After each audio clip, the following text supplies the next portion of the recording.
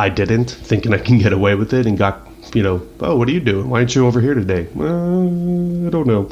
Yeah. But it's also, you need to come in with it more than the mindset of, I want that schedule. You have to come in with more of the mindset of, okay, that schedule's awesome, but what else could I do?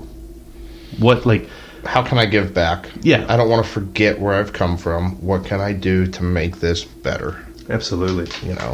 Number 4 has to probably be the number one the number one reason for people becoming a firefighter when they go to the interview process. And I've never been part of a hiring committee, but I could probably guarantee that I'm in it because I want to fight fire and save lives. Is probably up there as the number one or close to it. So maybe cool. I just watched this new fire show on 8 o'clock at night on TV, and this is what I want to do. This is real life. Every day we're balls to the wall, running calls and saving lives. Everybody, that's not exactly how it is. No. Okay. Get that stigma out of your mind and just let it go. And if you really want to know what it's like, stop by your local fire station. Yeah. And honestly, I mean, do we have those times? Do we have those calls? Absolutely. Yeah. There's plenty of times where we have those calls where we do the quote unquote, rescue lives and all that. I don't get excited about that. I'm sorry. It's not something that I go, I'm a hero. I don't believe in that. No. So for me, like that whole, I want to fight fire and save lives. It's kind of a generic response to why you want to do this, in my opinion. I mean, if it happens, I want to be there. Yeah. But I don't wish ill upon people to go, man, I hope somebody's house burns down today. That's not right. It's not why you should be here. Well, here's some interesting numbers from this article, actually. And if you have this mindset and you're looking to become a firefighter, this may change your mind a little bit. But some of the statistics from here basically show that most departments, that fire makes up less than 10% of the calls. Working fires, now there's a difference in fire calls and working fires. Mm-hmm. Fire calls is just a report, where a working fire is something that's actually on fire. It's burning. It's less than 5%. So if you look at a department's call volume, whether it's 5,000 or 10,000 or whatever it may be, wherever you're at, that's a very small number. It's tiny. So if you think that you're going to come into firefighting and, be Chicago Fire here and, the TV show, not the department, but be the TV show Chicago Fire and being called out to like 10,000 fires a shift, that's not going to happen. And I also don't think there's that much drama on a daily basis. Absolutely not. If there is, you need to find a new place to work. Or volunteer.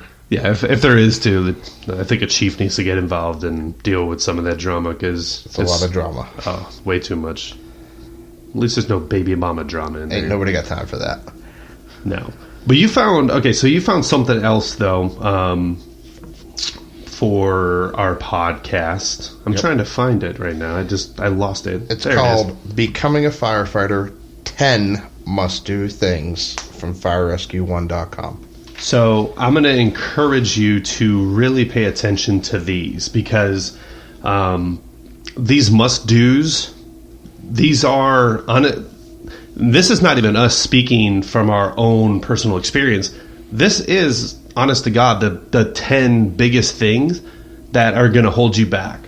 And if you have any of these things, whether it's a certification or just an attitude problem, if you can fix these 10 things, you have a great shot at becoming it.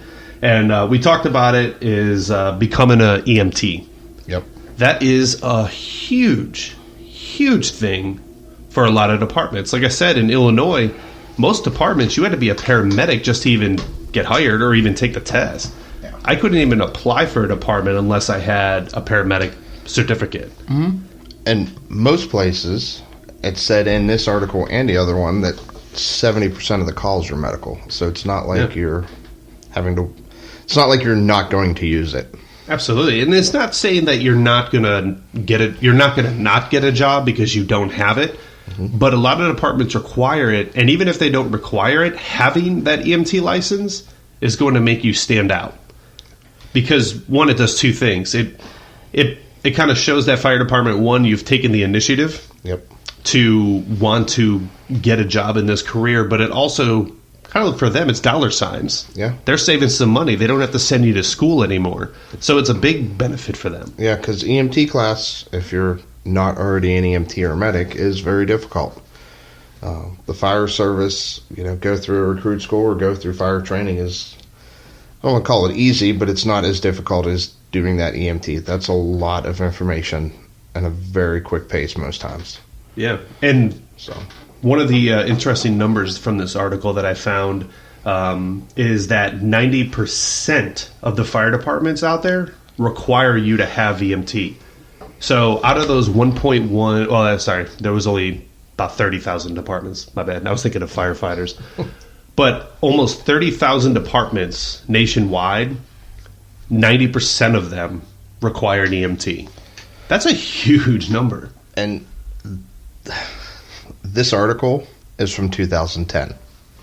So imagine now that number has gone up. There's a neighboring department that won't hire you unless you have your EMT. Yeah. I mean, that's a big thing. And I try to push everybody I talk to, if they want to do this job, go do it. Go do it on your own. Spend a couple $100, spend $1,000 or $2,000, whatever it is, and go sit through the class. Show that you're interested. Put your best foot forward. Do the right thing. And the money will pay off. I'm telling you. I mean, you'll get it back. Yeah. I paid for myself to go to EMT school and paramedic school, and just 1 year with this job pretty much paid back all my schooling. Less than 1 year, not the whole thing, but I got paid back quickly, and it's totally worth it because it looks so much better on your application or resume when you turn something in that you have it. It just shows that you really want it more than the next guy. Than the other three people that applied. Yeah, because it proves that you're not here just because you want to try it out. You're actually putting in the time and the money to do it. So number two, kind of, we've already hit, and that's talking about volunteering your time. But the thing about volunteering your time too is not just fire department related. So volunteering your time is also non-fire department related too. Because you got to remember, fire departments or firefighting in general, we're community service. Yes, that is our job title. We're not these big bad firefighters that are here to run out of a burning building with someone in our arms. No, we're community service. No matter what we do, whether it's saving a life to assisting a citizen with random medial things, we're in community service. Yeah. You're there to provide for the people that pay the taxes. That's what you're there for. So, end of the day. Volunteering your time that is not even just fire department related is a great thing to do, and that's working for a non-for-profit. Assisting with a non-for-profit. Some of the examples that this article gives is Habitat for Humanity or Big Brother Big Sister. I think that's a great one. Mm-hmm. Especially the Big Brother Big Sister, because it kind of teaches you to be a leader. Someone to look up to. Yep. Because especially with a lot of the newer firefighters, guys that go through Explorer programs, and if you're not familiar with Explorer programs, that's a high school program it's the fire department version of the ROTC that you get in high schools. Kids ages 14 to 20 typically run through Boy Scouts of America Learning for Life. Yep. So if you're interested, look it up. Seriously, yeah. If you're in high school and there's somewhere around there, Sean and I both, actually Sean heads up the fire department side and I help him out do our Explorer program. And honestly, it's awesome. Yeah. It's great to see young people, teenagers, really vested into this and really wanting to learn. I think it's awesome. It's rewarding. So that's something too that's volunteering your time. Get involved with something like that. And start learning early on. But there's other organizations like Big Brother Big Sister where you really learn the crucial tools that you need to become a leader and become someone in the community. So I think that's a really big important one there. And then if you're not in school or if you're not in high school anymore, What about college classes? Take some. Yeah. It can't hurt.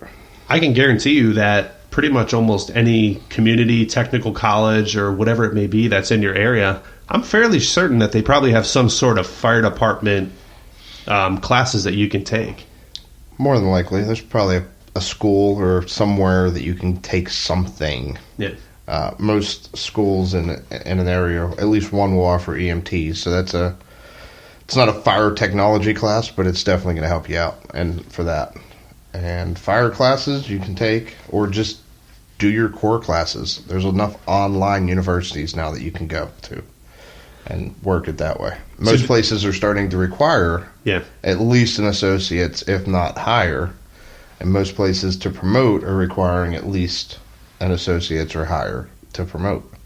And so it's funny, or not funny, but it's like the fact that you're saying about associate's degree is interesting because the community college that I went to for my fire science degree, they have taken like firefighting classes to the next level. And I'm not kidding. If you ever have a chance to go look at College of DuPage, it's outside Chicago, but go look at the College of DuPage, and they have a center there. It's not called the fire department or anything like that. It's actually Homeland Security. That's what it is. Okay. It's the College of DuPage Homeland Security building, and inside of it, they actually recreated like a city street with buildings, fire hydrants. See, that's cool. All of that. That's cool. And even the buildings have walls that you can move around and reconfigure. So if you go in there, you can smoke it up, and you can go and actually train real life, drive the engine inside, hook up to a hydrant, actually flow water. It's freaking amazing. That's pretty cutting edge. But it's stuff like that, though, that's like, okay, if you can get into that at a young age, like right out of high school, and you really want to do this, and if you can get into a program like that, hands down, that's going to help you because it's going to show you what you need to do before you even get here. Yeah. That's a big one. It's huge. And a lot more people are going to that, too. And we've seen it with some local high schools around where we're at, is that they're starting to put a lot more tech classes back in. Yep. You know, they're going back to the old school way where, not saying they're getting away from college degrees, but they're teaching skills that we really need in life. So I think we've come back around full circle, whereas we used to have all these technical trades. Yeah. And then for the longest time, we pushed college on everybody. And you can't get a job without college. And then all of a sudden, all the technical trades dried up. So now they're seeing that we can get these kids trained in high school or wherever and bring them back. And they can start building up those technical trades again. Yeah, because, I mean, let's face it, I'll be honest, I'm not a college student. I could not honestly do a 4-year college. I would have probably flunked out. And not that I'm not smart. It's just it wasn't something that I wanted to do. I was more partied. I would have partied like a rock star. I would have totally partied. That would have been my biggest problem. Yeah. But my thing is like I've always wanted to be a firefighter. I wanted to learn that trade.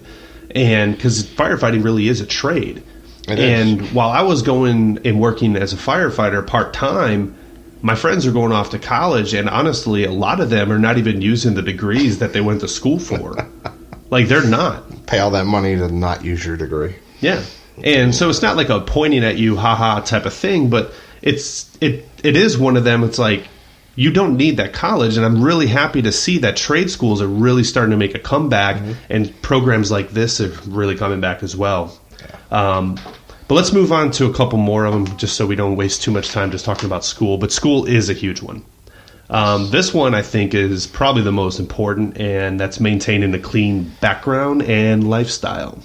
I can't even begin to tell you how important that is. Just recently found out, like, taking a class, and the chief officer who taught it said, hey, had to let, guys were applying for our department from another department, and we ran a background check and a drug test, and they failed the drug test. Still working for this other department. Yeah. Chief's like, I'm in this really tough bind where I can't really tell them that they failed, but law enforcement can. Yeah. So I mean, hey, that's why. Why would